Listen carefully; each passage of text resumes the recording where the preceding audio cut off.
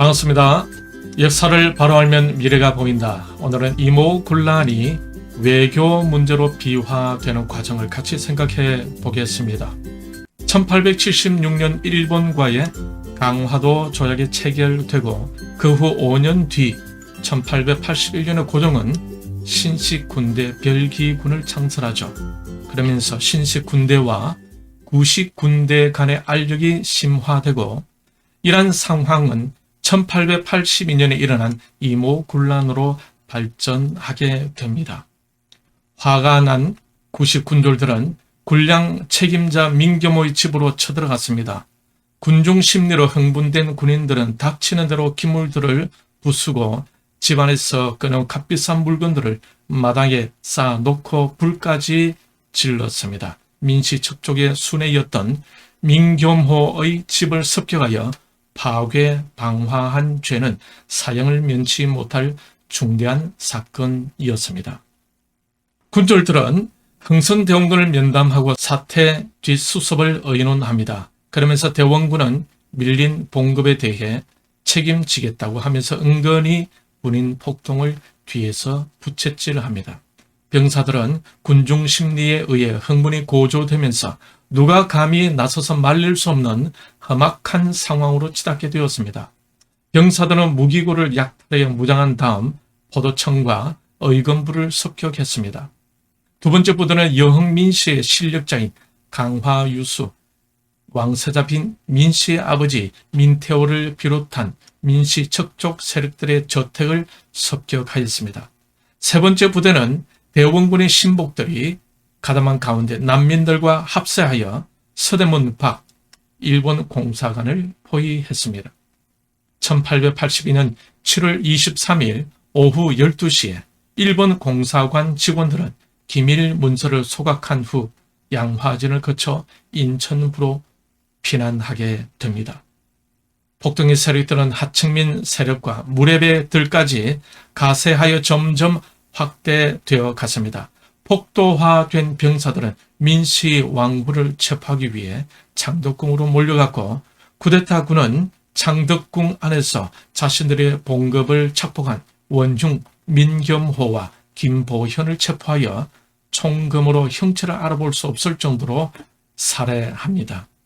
쿠데타군이 총칼로 무장하고 궁궐에 난입하여 국왕의 눈앞에서 대신들을 참혹하게 살해하는 모습을 보면서 고종은 넋을 잃었고 지난 시간에도 언급해 드렸지만 이 군란으로 인해 고종은 아버지 흥선대원군을 궁으로 다시 불러오게 하고 사태를 수습하게 합니다.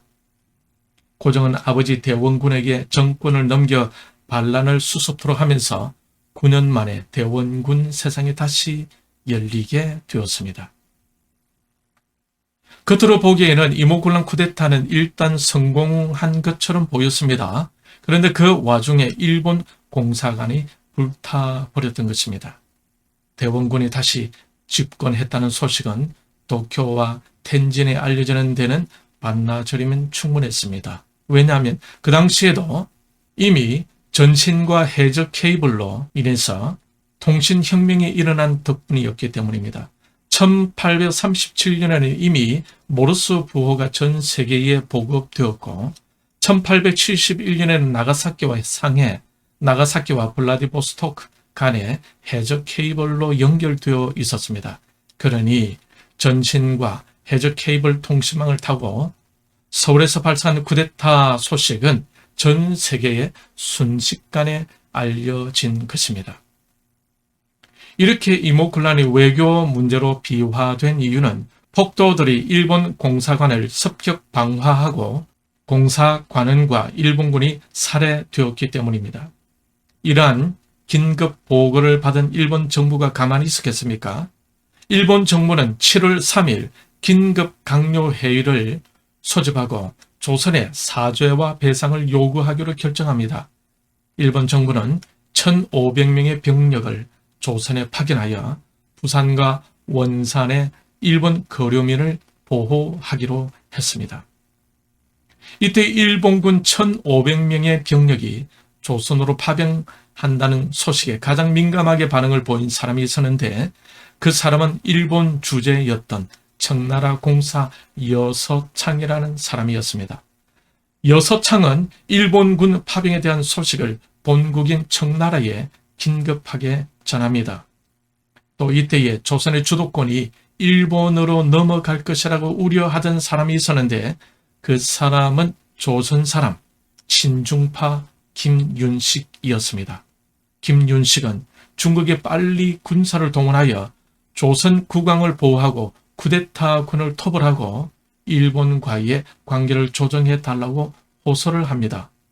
친중파 김윤식의 호소를 들은 청나라 직의 총독 대리 장수성이라는 사람은 속방 조선에 신속히 군대를 보내 진압해야 조선을 노리는 일본을 견제하고 청나라의 기득권이 유지될 수 있다고 판단을 합니다. 그래서 조선 국왕이 청나라의 원조 요청을 하기도 전에 군함과 군대를 편성하여 조선을 도와주고 종주국으로서의 은혜를 베푼 것처럼 보이면서 일본인들의 도전을 빨리 봉쇄한다는 목적하에 청나라는 군대를 조선에 급파하기로 결정합니다. 사태의 심각성을 깨달은 청나라 정부는 일본이 조선에 파병한 병력의 2배에 해당하는 3,000명을 조선에 파병하였습니다. 이처럼 김윤식은 조선 정부의 훈령과 요청도 없는 상태에서 이모군란을 수습한다는 명목하에 청나라 군사들을 직접 국내 정치에 끌어들이고 말았던 것입니다. 김윤식의 이러한 행동은 청나라가 이모군란을 해결해주고 조선을 적극적으로 돕는 형식이 되면서 청나라의 속방 정책에 조선이 더 순종해야 하는 결과를 만들고 말았던 것입니다. 이러한 습관적 중국 의존 정세인 사대주의적 행보는 이모군란 후 갑신정빙 때도 그랬고 동학농민군의 봉기 때도 마찬가지였습니다.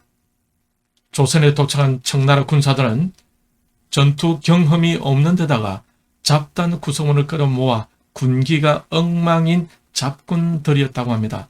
그들은 조선에 상륙하자 말자 민가에 침입하여 노락질을 하고 부녀자 강간 등 사건이 연이어 벌어져서 청나라 군사들로 인해 민심이 크게 흉흉해져 갔습니다.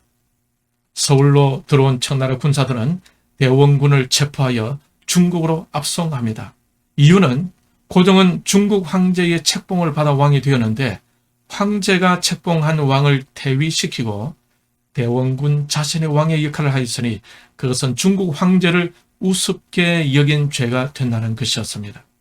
이모군란의 주모자로 취조받던 대원군은 중국 청나라로 압송되어 갔고 쿠데타를 일으킨 군인들은 일망타진되었습니다. 이제 남은 문제는 공사관이 불타고 자국 국민이 살해당하는 수모를 겪은 일본에 대한 조선 정부의 사죄와 배상 문제가 남게 되었습니다. 일본과의 협상 과정에서 조선 내의 일본 공사관에 호위병 1개 대대의 경비 병력 주둔을 허용하는 것과 이모군란으로 인한 일본 측의 피해에 대한 배상 문제를 처리하기 위해 제물포 조약을 맺게 됩니다. 이 제물포 조약을 근거로 일본은 소수 이견은 하지만 일본 군대를 파견하여 조선에 주둔시킬 수 있는 권리를 얻게 되었습니다. 나중에 1개 대대가 1개 중대로 축소되지만 이 중대가 다가올 1884년 12월 갑신정변 쿠데타에 가담하게 됩니다.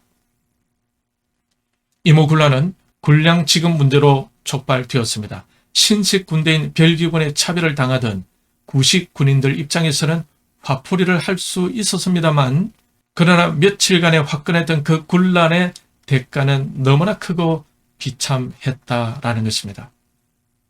조선에 출동한 청나라의 군에 의해서 권력자 대원군이 납치 구금되었고 청나라가 쿠데타를 해결해 줌으로써 조선은 청나라의 더 깊은 사대주의에 빠지게 되었으며 일본에게는 일본군의 합법적인 조선 주둔을 허용하게 되었고 이로써 일본에게 대륙 진출의 결정적인 기회를 제공해 주게 되었습니다. 조선의 역사는 꼬리에 꼬리를 물고 점점 더 복잡해져 갔고 청나라와 일본 그리고 러시아와 일본과의 충돌을 향해서 조금씩 나아가고 있었습니다. 조선은 아무런 준비도 없이 원하지는 않는 일이었지만 한반도에서 일어나는 강대국 일본과 청나라의 대결 속으로 점점 더 깊이 빠져들게 됩니다. 지금 생각해보면 참 안타까운 일이 아닐 수가 없습니다. 오늘은 여기까지입니다. 한순간에 일어난 이모군란이 국제적 외교 문제로 비화되는 과정을 살펴보았습니다. 다음 시간에는 조선의 내외정에 직접 개입하기 시작한 청나라를 같이 살펴보도록 하겠습니다. 역사를 바라보면 미래가 보인다. 남은 한 주간도 3km가 달려드는 마귀의 괴계 속에서도 끝까지 주님을 바라보면서 승리하시기를 바랍니다. 시청해 주셔서 감사합니다. 다른 사람들에게도 역사를 이해할 수 있는 기회가 될 수 있도록 구독과 좋아요 부탁드립니다. 감사합니다. 승리하십시오.